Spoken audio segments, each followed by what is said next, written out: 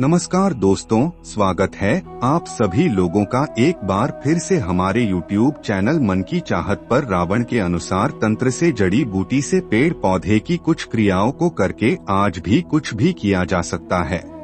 तकदीर बदला जा सकता है, भाग्य चमकाया जा सकता है।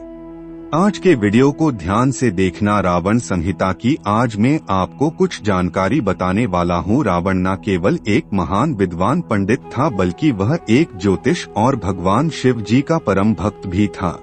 रावण अपने 10 शिशुओं के कारण आज भी जाना जाता है दोस्तों, जिसके कारण उसका नाम दशानन पड़ा है।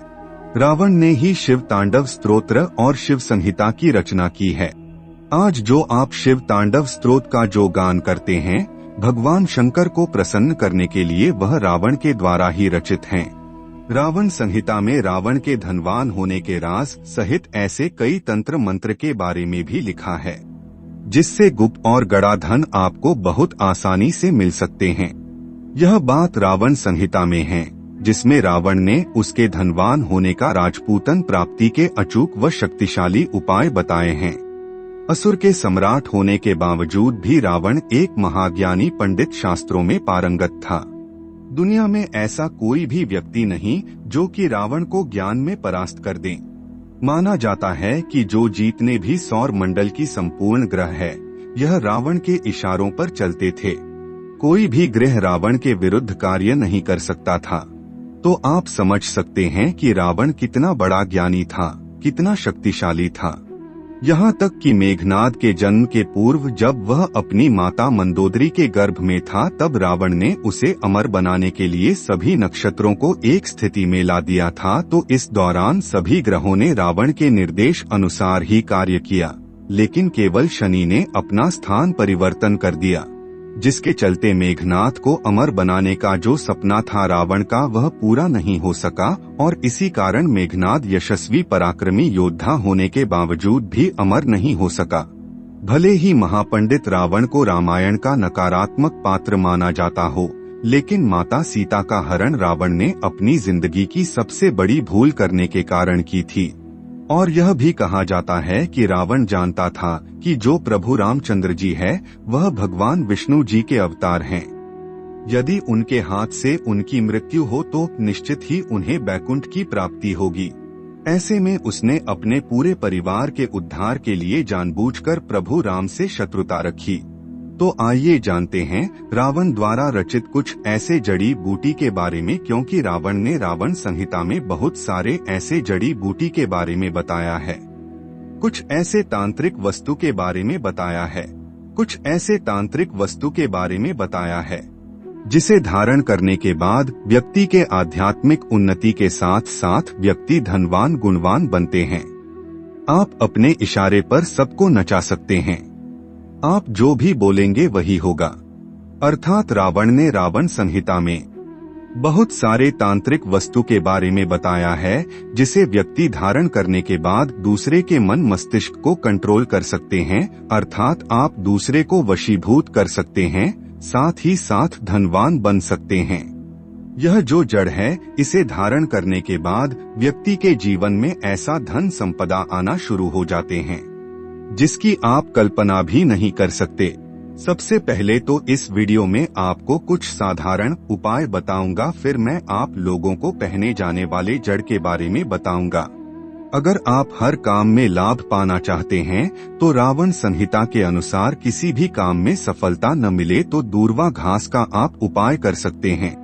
सफेद दूर्वा आपको लेना है और उसमें कपिला गाय यानी कि सफेद गाय के दूध के साथ आपको उसे पीस लेना है। इसके बाद इसका तिलक आपको लगाना है।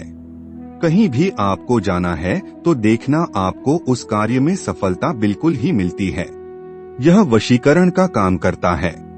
आगे बढ़ने से पहले आप सभी दर्शकों से छोटा सा निवेदन करेंगे।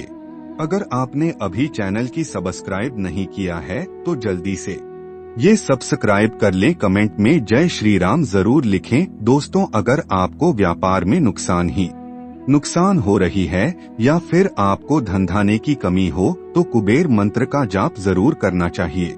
जातक को सच्चे मन और पूरी श्रद्धा के साथ में कुबेर मंत्र का जाप करना चाहिए। यह मंत्र को कम से कम 108 बार जाप जरूर करना चाहिए। ओम यक्षाय कुबेराय वैश्रवणाय धन धान्य आदित्य धन धान्य समृद्धि में देहि दापय स्वाहा। अगर आप होली दीपावली में जितना ज्यादा जाप करते हैं उतना ज्यादा आपको इसका पॉजिटिव रिजल्ट मिलता है। आपके घर में 3 महीने के भीतर में इतना ज्यादा धन संपदा आ जाती है जिसकी आप कल्पना नहीं कर सकते।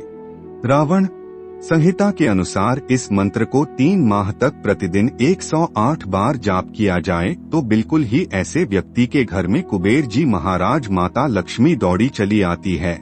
लेकिन यह मंत्र जाप करते हैं तो आपको अपने हाथ में या पूजा स्थान पर एक कौड़ी रख कर के ही पूजा करना चाहिए, मंत्र जपना चाहिए।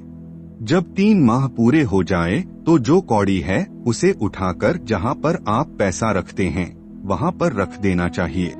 मान्यता है कि ऐसा करने से जीवन में कभी भी धंधाने की कमी नहीं होती है। पैसा मैं नहीं बोल रहा हूं बल्कि रावण संहिता में लिखित है। चलिए अब जानते हैं कि रावण संहिता के अनुसार कौन सी जड़ को धारण करने के बाद हम पैसा मैं नहीं बोल रहा हूं बल्कि रावण संहिता में लिखित है। चलिए अब जानते हैं कि रावण संहिता के अनुसार कौन सी जड़ को धारण करने के बाद हम अपनी तकदीर को बदल सकते हैं, अपने बुरे समय को समाप्त कर सकते हैं, अपने भाग्य को चमका सकते हैं। पहला है काला धतूरा। रावण संहिता के अनुसार रावण बहुत बड़ा तांत्रिक था। जितने भी समाज में व्यक्ति की अनहोनी होती है, दुर्घटना होती है, मान सम्मान की हानि होती है, जीवन में तरक्की नहीं मिलती, व्यक्ति बहुत ही परेशान हो जाता है। यह सब किसके कारण होता है? शनि के कारण ऐसा माना जाता है जो काला धतूरा है।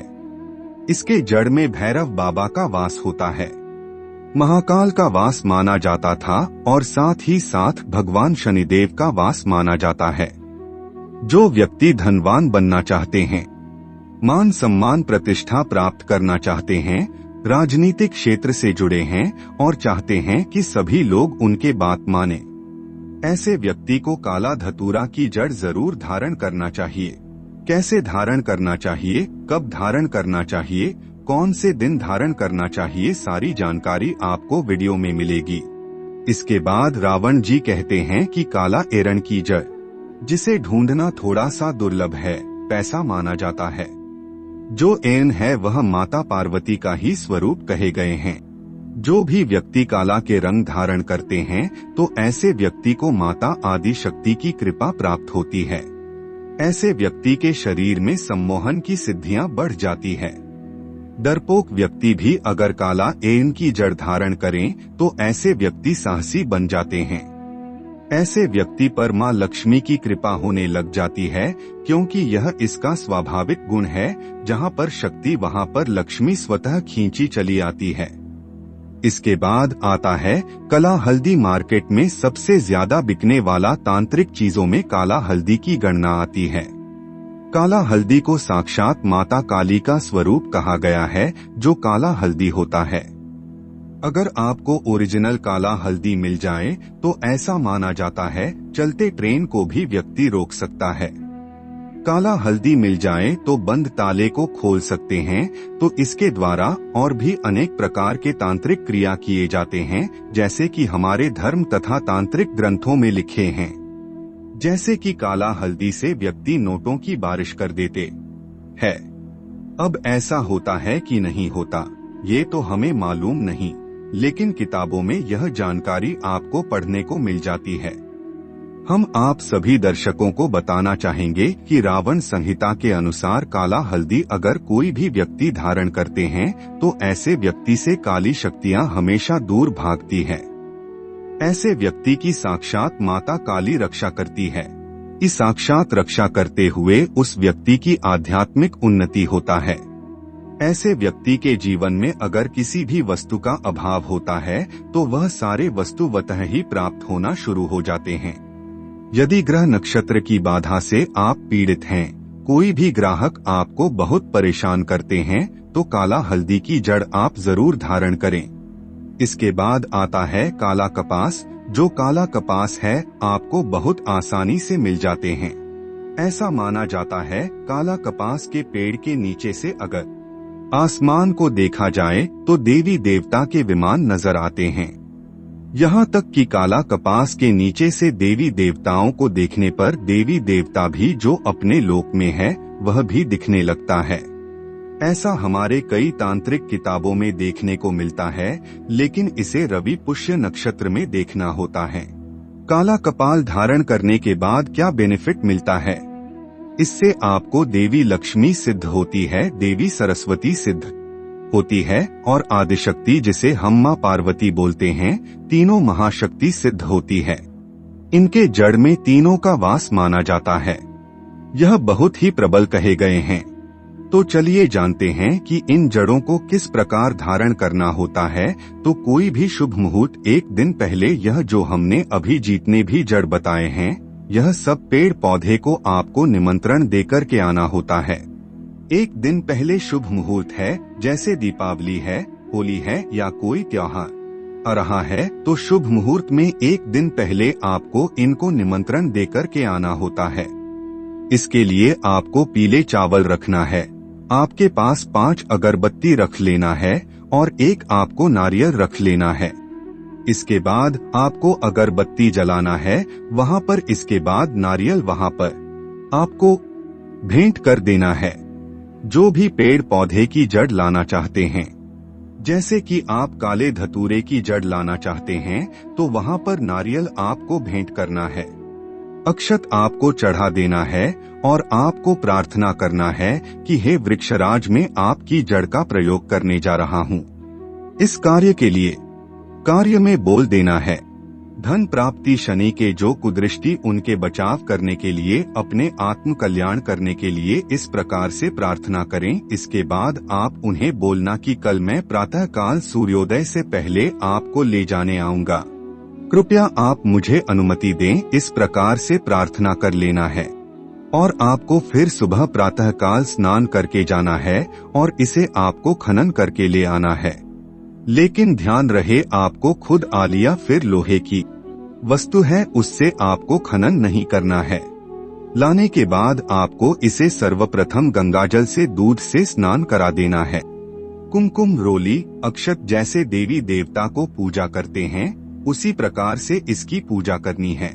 उसके बाद इसे चांदी के ताबीज में डालकर के पहनना है। मैं चांदी की ताबीज क्यों बोल रहा हूँ? क्योंकि चांदी के ताबीज जो होता है वह शीतल होता है। यह आपको नकारात्मक प्रभाव से बचाता है, तो आपको चांदी के ताबीज में इसे डालना है। और पहनने का जो दिन होता है बुधवार और शनिवार, यह 2 दिन हमारे धर्म शास्त्रों में कहा गए हैं। तो बुधवार और शनिवार के दिन आप इसे धारण कर सकते हैं।